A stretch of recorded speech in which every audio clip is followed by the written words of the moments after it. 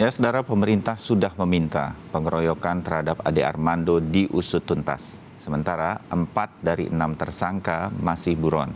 Polisi juga masih enggan berspekulasi atau menebak-nebak terkait motif pengeroyokan terhadap Ade Armando, masih diusut. Dan agar kejadian seperti ini tidak berulang, bagaimana? Agar polisi dan berbagai pihak bisa mengusut tuntas serta menindak tegas kekerasan di dalam aksi-aksi unjuk rasa. Segera kami bahas di Sapa Indonesia Pagi hari ini. Narasumber kami untuk membahas hal ini ada Komisioner Kompolnas Pungki Indarti, kemudian nanti juga akan bergabung dua narasumber lagi melalui sambungan telepon, ada Direktur Eksekutif Setara Institut Ismail Hassani dan anggota Komisi 3 DPR RI Arsul Sani. Selamat pagi Bang Arsul. Bang Arsul Sani, selamat pagi. Nah, nanti kita coba lagi untuk sambung. Bang Ismail Hassani, selamat pagi. Oh, tampaknya juga belum tersambung. Kalau Mbak Pungki Indarti sudah berbicara kita sebelum kita memulai pagi hari ini. Selamat pagi, Mbak Pungki. Salam sehat. Alhamdulillah sehat. Terima kasih banyak diundang. Ya, nanti bergabung Bang Arsul Sani dan juga Bang Ismail Hassani melalui sambungan telepon tampaknya karena belum bisa tersambung melalui video. Tapi mudah-mudahan bisa segera bergabung. Kapanpun mereka kemudian bisa dikontak, kami akan segera hadirkan atau ikut ngobrol.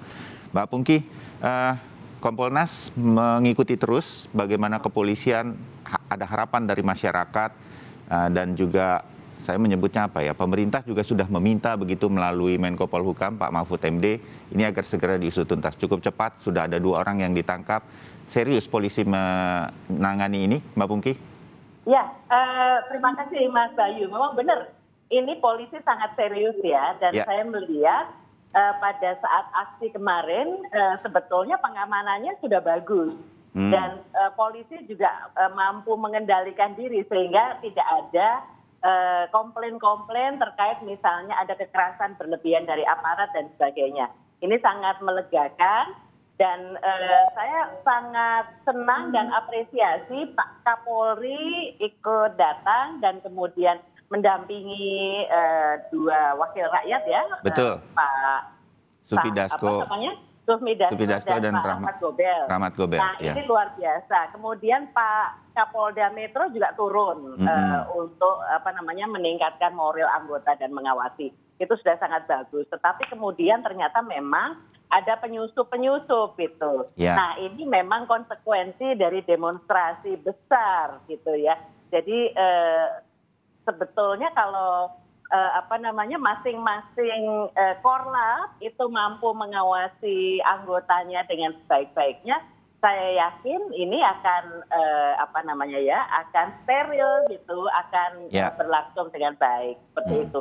Tapi kalau yang demonstrasi besar banget tampaknya juga memang susah ya untuk melakukan seperti itu. Nah, oleh karena itu tindakan tegas dan cepat polisi misalnya ketika Ade Armando dipukulin dan kami sangat menyesalkan, sangat prihatin ya dengan kondisi ini, langsung segera bisa diselamatkan oleh polisi dan polisi segera membubarkan dengan gas air mata. Itu sudah tindakan yang bagus. Karena kalau tidak demikian akan semakin fatal beliaunya seperti itu. Dan sekarang ketika sudah berhasil menangkap 2 orang, saya rasa dalam waktu dekat 4 orang yang lain akan segera tertangkap dan mudah-mudahan ini bisa dikembangkan pelaku-pelaku yang lainnya seperti itu, Mas Bayu. Ya, Mbak Pungki, nanti betul ini harus kita kembangkan mengapa pengeroyokan ini sampai terjadi. Itulah yang dimaksud dengan kita berharap ini bisa diungkap secara tuntas atau diusut secara tuntas. Saya ke Bang Arsul melalui sambungan telepon. Bang Arsul, selamat pagi. Assalamualaikum warahmatullahi wabarakatuh. Waalaikumsalam. Selamat pagi, Mas Bayu. Ya, saya bersama Mbak Pungki Indarti nih dari Kompolnas juga, Bang Arsul. Komisi.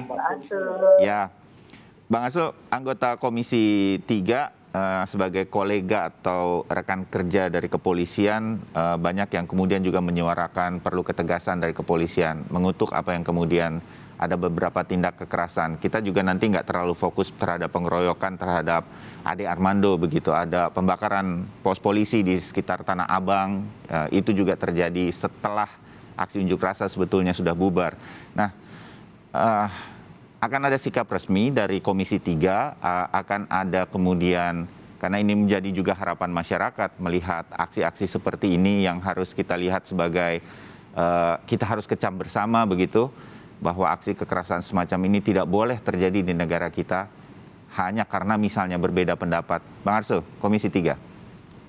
Iya, kalau kita lihat dari apa yang telah disampaikan oleh teman-teman lintas fraksi di Komisi 3 ya, Mas Ya. Bayu ya, Betul. maka semuanya sepakat dan saya kira kita memang mesti sepakat terkait dengan peristiwa kekerasan, peristiwa anarkis, bahkan tindak kejahatan yang dilakukan ketika unjuk rasa atau demonstrasi itu berlangsung. Ya. Dalam kasus kemarin misalnya ada tindak pidana penggeroyokan terhadap saudara Ade Armando, ada tindak pidana perusakan ya terhadap bahkan pembakaran terhadap kantor polisi sektor Tanah Abang. Ya. Nah, jadi itu memang hal-hal yang sudah seyogianya ditindak. Kenapa? Karena kalau kita lihat ya, tanpa bermaksud melebih-lebihkan, Polri kita dibantu dengan TNI di dalam menangani ya unjuk rasa atau demo yang kemarin itu relatif jauh lebih baik lah ya daripada yang sebelum-sebelumnya. Ya. Sikap mengayominya ada, kemudian sikap memberikan kesempatan bagi warga negara dalam hal ini adik-adik mahasiswa kita untuk mengekspresikan hak-hak konstitusionalnya, ya, menyampaikan apa yang menjadi aspirasinya itu juga diberikan kesempatan yang luas, ya. Ya. Kami tentu memang karena belum rapat resmi, maka secara resmi tentu belum menyampaikan ya apresiasi soal sikap kepada Polri, tetapi secara informal ini telah kita sampaikan, ya. Nah, dan ini kita berharap bahwa bentuk-bentuk pengawalan, pengamanan yang bijak dari Polri ini menjadi model yang terus-menerus ke depan, ya, agar demokrasi kita ini menjadi berimbang antara katakanlah kebebasan untuk berekspresi dengan kewajiban untuk menjaga diri dari anarki dan tindak pidana dalam demonstrasi yang ada. Ya, oke. Mbak Pungki, saya agak sedikit juga mengatakan begini, mungkin kita agak sedikit fokus menjadi perhatian kita pengeroyokan terhadap Ade Armando begitu. Ini sudah terlihat langkah-langkah dari kepolisian. Tapi kekerasan lainnya, tindakan anarki, membakar pos polisi, membakarnya begitu, ini kan juga harus ditangani. Nah, ini juga akan ditangani atau tidak sebagai ekses dari aksi pada 11 April kemarin? Paling tidak yang Mbak Pungki ketahui. Pasti Mas, ini pasti akan ditangani. Tadi kalau saya tidak salah sudah ada 17 orang itu yang dilakukan penangkapan ya. Betul. Untuk kemudian diproses gitu ya, untuk dilihat siapa melakukan apa seperti itu. Jadi pasti akan diproses semuanya Mas Bayu. Ya, ini harus, Bang Arsul, Anda setuju ya bahwa ini harus menjadi momentum bagaimana kita terus belajar berdemokrasi. Aksi unjuk rasa, kalau kemudian ada ekses-ekses negatif, semua orang yang bertanggung jawab itu akan terkena sanksi hukum. Begitu Bang Arsul ya? Harus, Ya. harus, dan itu kita minta agar proses hukum diteruskan, ya. Ya. Tentu juga kita memberikan kesempatan kepada mereka yang terimplikasi atau bahkan pelaku juga hak untuk membela diri, ya. Apa yang sebenarnya menjadi motif dan sampai sejauh mana. Jadi tentu proses-proses penegakan hukum tidak sekedar untuk memuaskan publik, tetapi memang benar-benar ya proses penegakan hukum yang sisi kebenaran materialnya itu juga bisa terungkap. Tentu dengan menghormati HAM, sekalipun itu HAM seorang tersangka atau seorang terdakwa. Ya, baik Bang Arsul. Nah, sudah bergabung juga Bang Ismail Hassani, Direktur Eksekutif Setara Institute. Bang Ismail, selamat pagi. Anda bergabung melalui line telepon. Selamat pagi, Mas Bayu. Iya, Bang Ismail, kita ngobrol nih bersama Mbak Pungki Indarti, Komisioner Kompolnas, dan juga Bang Arsul Sani dari Komisi 3 DPR RI. Kalau Setara Institute, Bang Ismail, apa yang kemudian kita bisa lihat, kita bisa belajar dari apa peristiwa pasca 11 April kemarin?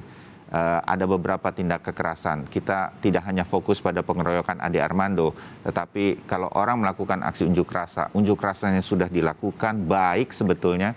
Ketika bubar, mereka masih saja ada yang kemudian melakukan tindak anarkis, membakar pos polisi dan lain-lain. Ini sedang diusut, polisi sudah bergerak cepat dengan menangkap beberapa orang pelakunya. Anda melihat ini apa yang harus kita potret dari ini semua, Bang Ismail?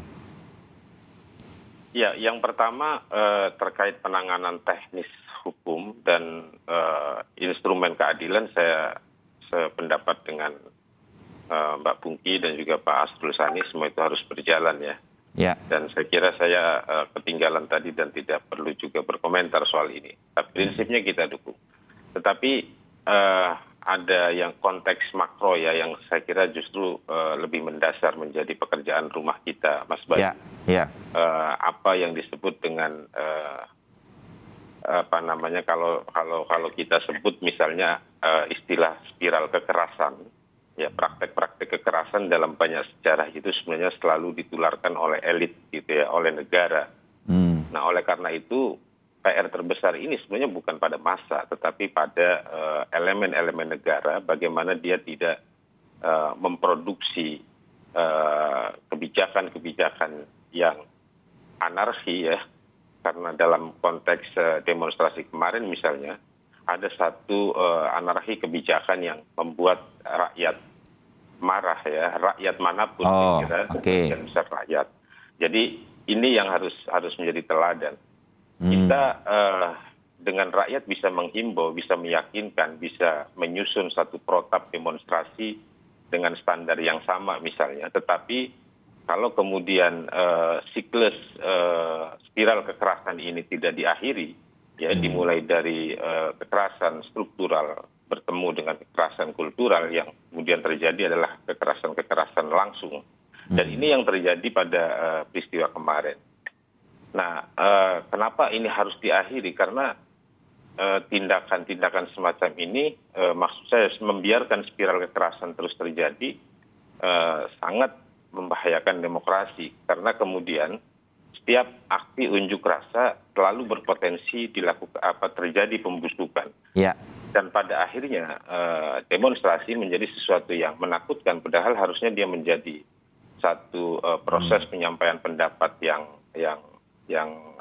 bergairah ya, dalam konteks berdemokrasi. Begitu, Mas Bayu. Oke, ada masukan berkaitan dengan sekarang ada Bang Arsul Sani dari Komisi 3 DPR, kemudian ada Kompolnas yang bisa menyampaikan banyak hal kepada kepolisian yang kemudian menjadi garda terdepan kalau terjadi aksi unjuk rasa seperti ini.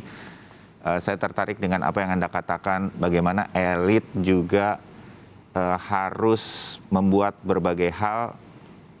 Jadi saya menangkapnya, kalau bisa tidak perlu terjadi aksi unjuk rasa kalau kebijakan-kebijakannya juga sedemikian rupa sudah baik, kira-kira begitu. Nah, apa usulan Anda, Bang Ismail, kalau hal-hal seperti ini kok masih terjadi begitu? Apa yang kemudian kita buat bersama-sama, kita juga didengarkan mudah-mudahan oleh para elit untuk kemudian menghentikan hal semacam ini bisa terjadi, Bang Ismail? Ya, tentu saja Pak Arsul bukan hanya Komisi 3 ya, tapi elit ya, Mbak Pungki juga, jadi bisa menyampaikan. Ya. Yang paling penting memang kalau terkait penegakan hukum,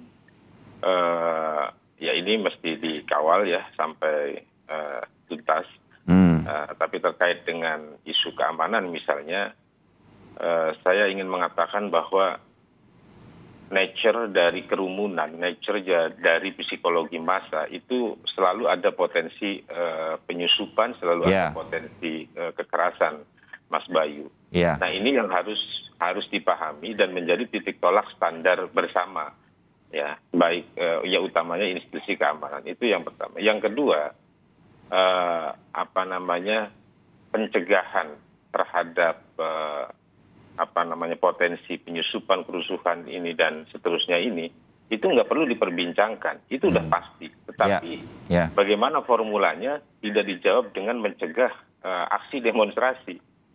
Karena demonstrasi itu nggak akan hilang dari proses dialektika berbangsa, ya, berpolitik dan seterusnya. Jadi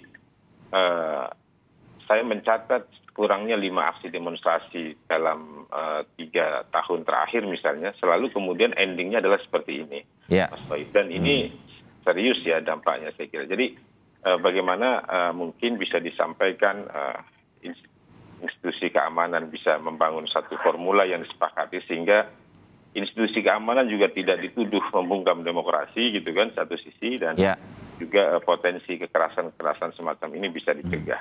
Cara mencegahnya bukan dengan tidak berdemonstrasi, tetapi membangun standar yang sama yang kemudian dicoba sepakati. Sebagaimana formula Undang-Undang 8 tahun 98 misalnya. Undang-Undang 9 tahun 98. Itu kan sudah cukup menjadi salah satu formula ya yang kemudian bisa dipatuhi oleh semua pihak. Nanti akan ditanggapi apa yang menjadi buah pikir dari Bang Ismail ini oleh Mbak Pungki dan juga Bang Arsul Sani. Tetap bersama kami. Usai jeda, kita harus masuk ke bagian kedua nanti. Kami segera kembali.